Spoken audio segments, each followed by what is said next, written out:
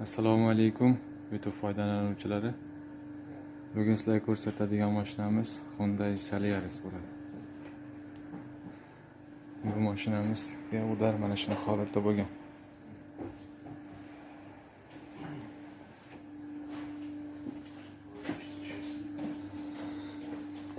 Tak. Bu yerda hozir bamper,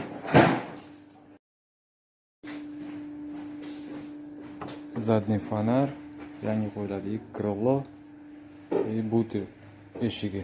Bu eshigi bo'g'ishni qo'yamiz, рабочий.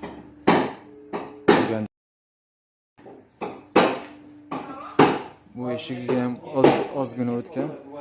Bu hali aniqlasa ham kraska qilamiz, qo'yamiz. Hozircha bu ishlarni qilib turamiz.